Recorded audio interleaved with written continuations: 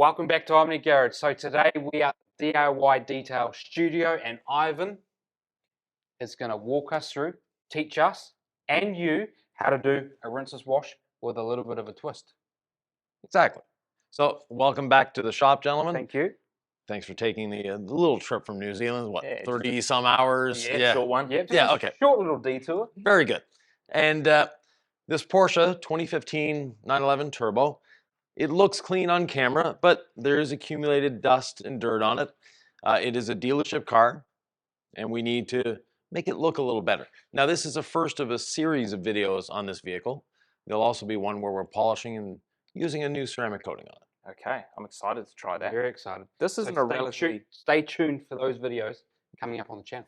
Yeah, and if you're subscribed, you'll get notifications saying that the video is coming out. And this isn't a relatively dirty vehicle either. So Rinseless is going to be perfectly safe on this. I mean, Yes. We're dealing with some light dust, as you said, a few smear marks here, nothing too heavy. We've got no mud on this car, nothing caked on. Right. But since you're here to learn, what we're going to do is assume that it's a very dirty car, Okay. and work in the safest way possible. Okay. So first thing we need to do is get rinseless wash on the surface. You have a sprayer over there. We do. Get rinseless wash over the whole surface. Because here at the DIY Detail Studio, we like to do chemical, rinse, chemical. Right. So we're getting the chemical, rinse this onto the surface, let that dwell for a little bit of time, then we're going to rinse and reapply. Correct. That emulsifies the dirt that's on the surface. Any grit that's on the surface, we're taking it away with the rinse process, and it's a rinse-less. It's not a non-rinse product. So we're rinsing less. From there, we'll rinse it off after this has dwelled for a few minutes, do our contact wash, come back and dry the vehicle. That's the less rinsing part. Glenn, if you'd like to put the product in the bucket. So what's the dilution for rinseless wash? 4 milliliters to a liter. It's a very special dilution. Very special. 256? Yeah. To 1. But we're cleaning the exterior of the vehicle. So special dilution for that. Yeah. 256 to 1. Right. Right. And But how many gallons of water have we got in here? we have 3 gallons. How many capfuls? 3. 1, 2, 3. I would add one more because your second one, your cap was just about Wasn't half quite full. enough. You didn't get up to the black part. Yeah, very good. While the rinseless is dwelling, we'll let the wheels dwell as well. So what have you got on the foam sprayer? It's all clean, diluted 15 to 1, with just a little bit of incredible suds to extend the dwell time.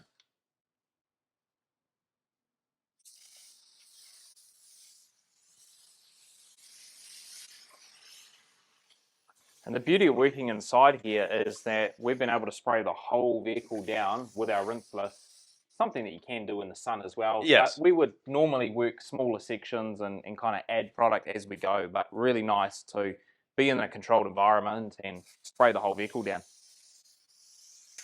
And I guess the other good thing about using the rinseless wash is that if you've got hard water, it's going to encapsulate those minerals from your water, and it's going to prevent like water spots and stuff like that. Right. There's a myth in the industry that a rinseless wash softens the water. It doesn't soften the water. All it does is, as you mentioned, encapsulates the minerals, takes them out of circulation. It's not a water softener. It just drops those minerals out of suspension. Okay. So if one of you gentlemen would like to rinse it off.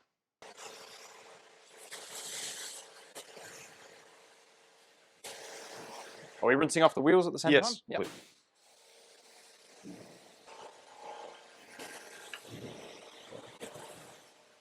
Wait a minute, Glenn. I'm going to make your wheel rinsing a little easier. Okay. What are we doing here? The Kiev nozzle. Wow. Okay. Shower nozzle. Okay. I've never rinsed like this before.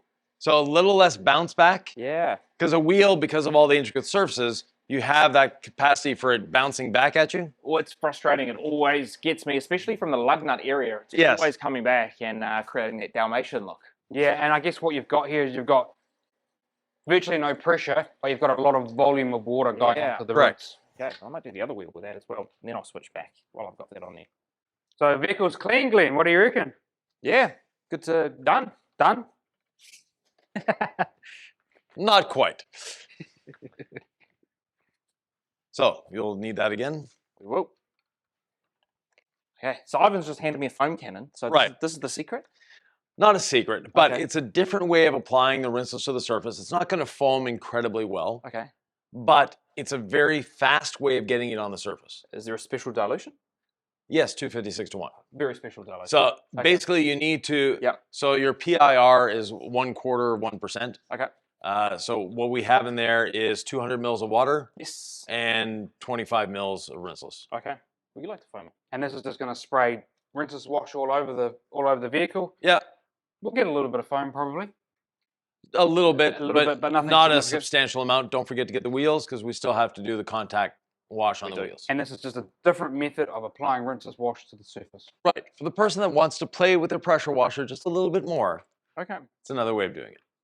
Not going to foam like Incredible Sets. No, not even close. Okay.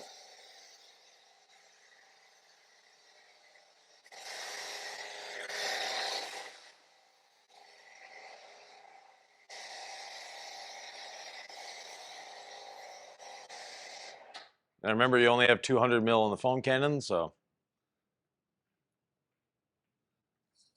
I'm not giving you any more.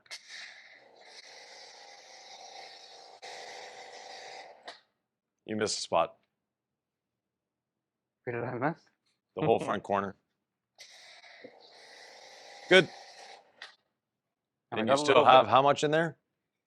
Oh, 100 mil? Yeah.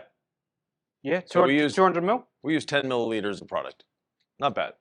It really makes the environment smell nice. Yeah, you The can rinseless wash smell by that itself nice is apple nice, scent. but that really filled the room. We're in an apple orchard now. We are. It smells great. All right, we're getting our bucket and Yep. we're starting. Go ahead, gentlemen. We've got a few wheels to wash here at the same time. Yep. I can take care of the wheels while you guys do the body. And so what's the purpose of that legacy sponge? So the legacy sponge is the safest way of washing with a rinseless wash, because not only is it doing the contact wash, but it's actually absorbing the dirt into itself. And as soon as it touches the wash bucket, it's releasing all that dirt. I believe you guys call it the one dunk method. One dunk. Yeah, Okay. the I one think dunk. that's trademarked by Eddie. That's Okay. trademarked by Eddie, yeah. We always provide credit. Okay. Where credit's due. Well, he learned that from me. So anyways, Okay, credit. no, keep crediting Eddie. He's the one that popularized it. Well, that's it. We said credit where credit's due, not Yeah. credit where credit was created. So. Yes. Yeah. Now we have rinseless wash in our wheel bucket as well. That's why we don't see a lot of foaming. So I was very skeptical of rinseless washing until probably 12 months ago. Right.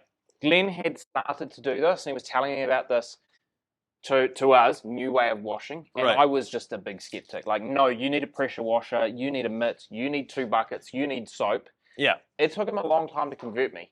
And he converted me by sending me countless videos that you had created, Yes. countless videos that Eddie had created. And it took me a while, but I'm a convert.